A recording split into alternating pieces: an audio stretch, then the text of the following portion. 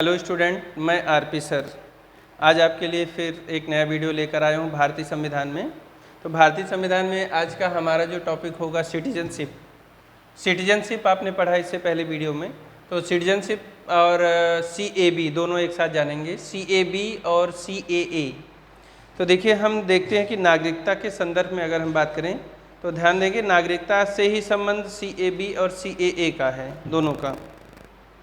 तो CAB आपने देखा होगा कि 2019 में एक अमेंडमेंट हुआ। तो CAB जो था उसका फुल फॉर्म अगर आप बात करें तो सिटीजनशिप अमेंडमेंट बिल था, जो बाद में CAB कन्वर्ट होके क्या बना, CAA, citizenship amendment act, right. अब अगर हम बात करें यहाँ पे कोई भी जो बिल होता है, जैसे कैब था, CAB था, कैब सिटीजनशिप अमेंडमेंट बिल।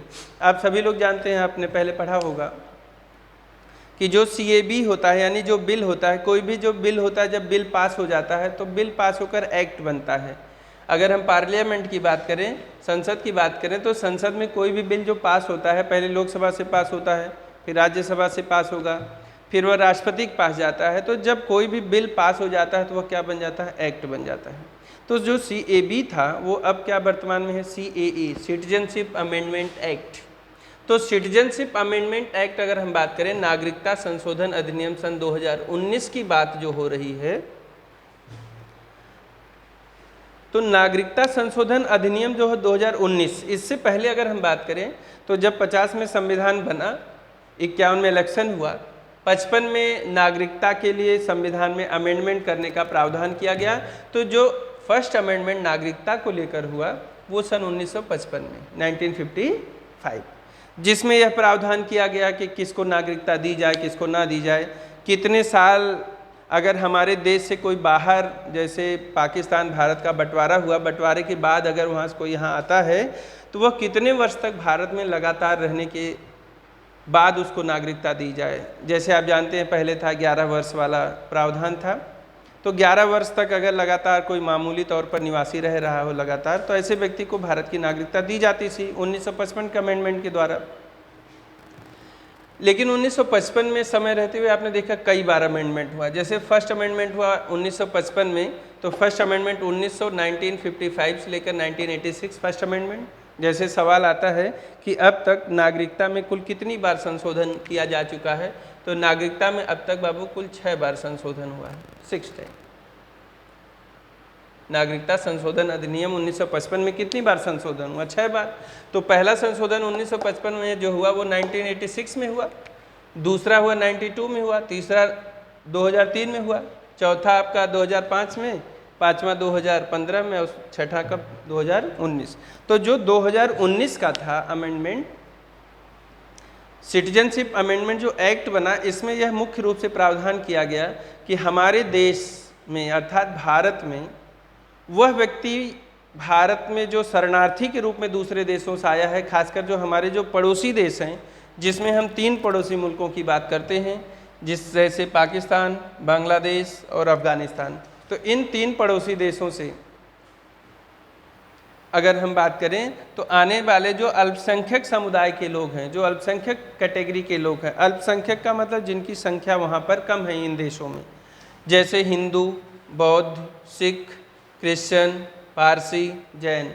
तो इन 6 माइनॉरिटीज़ के लोगों के, अल्पसंख्यक समुदाय के लोगों को भारत में नागरिकता दिए जाने का प्रावधान 2019 के अमेंडमेंट एक्ट सिटीजनशिप में किया गया, जिसमें यह प्रावधान किया गया कि यह लोग जो भारत में 31 दिसंबर 2014 तक 31 दिसंबर 2014 तक आने वाला हर वह व्यक्ति जो हिंदू हो, बौद्ध हो, सिख हो, क्रिश्चियन हो, पारसी हो, जैन हो, ऐसे व्यक्ति को भारत में नागरिकता दी जाएगी।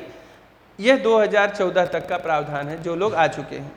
पहले क्या था कि जो लोग आएंगे वो 11 वर्ष तक रहेंगे, तब वह नागरिकता के लिए आप अप्लाई कर सकते हैं, आपको नागरिकता मिलती थी।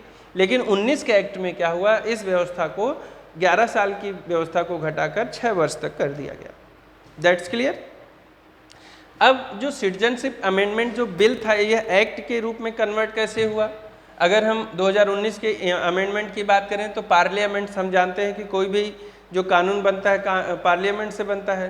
तो पार्लियामेंट में अगर हम लोकसभा, राज्यसभा, राष्ट्रपति तीनों की बात करते हैं तो जो सिटीजनशिप अमेंडमेंट बिल था यह 9 दिसंबर सन 2019 को लोकसभा से पारित हुआ। ठीक है, फिर क्या हुआ, यह राज्यसभा में 11 दिसंबर 2019 को इंट्रोड्यूस किया गया और राज्यसभा में भी पारित हुआ। फिर उसके बाद कहाँ आया, राष्ट्रपति के पास आया, प्रेसिडेंट के पास, और प्रेसिडेंट ने उसको क्या किया कि 12 दिसंबर सन 2019 को इस बिल पर अपनी सहमति दे दी। That's clear.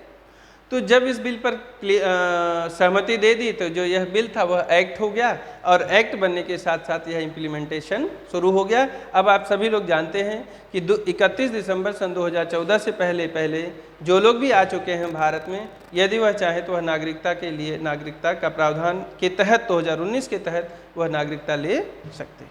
क्लियर है। तो ये तो रहा आपका नागरिकता के संदर्भ में सिटीजनशिप अमेंडमेंट एक्ट। यहाँ पे अगर आपको कोई डाउट हो तो आप पूछ सकते हैं। जैसे अगर हम बात करें तो लोकसभा में जो 9 दिसंबर सन 2019 को जब यह इम्प्लीमेंट किया गया और पारित किया गया तो बेसिकली इसमें वोटिंग हुई। अब बाकायदा 311 के मुकाबले 80 वोट पड़े थे, यानी 311 वोट रूलिंग पार्टी के पक्ष में पड़ा था, अर्थात सिटिंग गवर्नमेंट के, और अपोजिशन कितना, 80 वोट। फिर जब यह राज्यसभा में गया तो राज्यसभा में भी यही प्रोविज़न हुआ, यहाँ भी वोटिंग हुई। राज्यसभा में 125 के मुकाबले 105 वोट पड़े। तो इस तरीके से अगर देखा जाए तो यह पार्लियामेंट से पास हुआ बिल है, फिर बाद में राष्ट्रपति के पास गया, राष्ट्रपति ने भी इस पर अपनी सहमति दे दी, तो यह बिल अमेंडमेंट एक्ट के रूप में कन्वर्ट हो गया। तो ये था बच्चों आपका सिटीजनशिप अमेंडमेंट एक्ट। एक बार मैं इसकी ब्रीफिंग कर देता हूँ कि सिटीजनशिप अमेंडमेंट एक्ट जो था, पहले इसका नाम था सिटीजनशिप अमेंडमेंट बिल, यानी कैब था। कैब से बाद में CAA बना। CAA 2019 क्या है अगर पूछा जाता है तो यह नागरिकता से संबंधित है और नागरिकता का संबंध भारतीय संविधान से है। भारतीय संविधान के भाग 2 से है, आर्टिकल 5 से 11। तो कौन व्यक्ति भारत का नागरिक होगा, ये आपने नागरिकता वाले पार्ट में पढ़ा होगा, वीडियो में देखा होगा, जिसमें आर्टिकल 5 में कौन व्यक्ति भारत का नागरिक होगा, जिसका भारत में जन्म हुआ है। 6 में कौन है, जो पाकिस्तान से भारत आया है।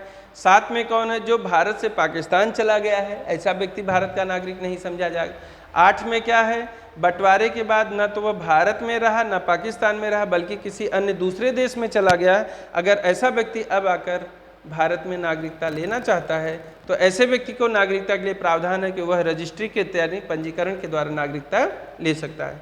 9 में क्या है, आर्टिकल 9 में कि अगर कोई भी व्यक्ति स्वेच्छा से किसी दूसरे देश की नागरिकता को अर्जित कर लेता है तो उस व्यक्ति की भारत से नागरिकता समाप्त हो जाएगी। तो ये तो नागरिकता है। फिर आपने देखा सिटीजनशिप अमेंडमेंट बिल जो एक्ट बना 2019, नागरिकता संशोधन अधिनियम 1955 क्या था, उसमें आपने देखा कितनी बार संशोधन हुआ। तो नागरिकता संशोधन अधिनियम 1955 में 6 बार संशोधन किया जा चुका है। ये 2019 का जो अमेंडमेंट हुआ है छठवां अमेंडमेंट था। क्लियर है। अब एक बात और आ जाती है, कई बार सवाल आता है कि नागरिकता कितने तरीके से प्राप्त कर सकते हैं। बहुत बार एग्जाम में आता है कि नागरिकता हम कितने तरीके से प्राप्त कर सकते हैं। तो स्टूडेंट, हम नागरिकता को 5 प्रकार से प्राप्त कर सकते हैं। एक है जन्म से नागरिकता, यानी बाई बर्थ से। दूसरा है वंश के आधार पर नागरिकता। तीसरा है देशीयकरण के आधार पर नागरिकता। चौथा है रजिस्टर करा के, यानी पंजीकरण करा के। 5वां है कि किसी भी राज्य का अर्जन करके। तो इस तरीके से नागरिकता 5 तरीके से भी प्राप्त की जा सकती। तो दैट्स ऑल स्टूडेंट। फिर से मैं कहूँगा आप वीडियो को पूरा देखिए, अच्छे से देखिए, समझिए।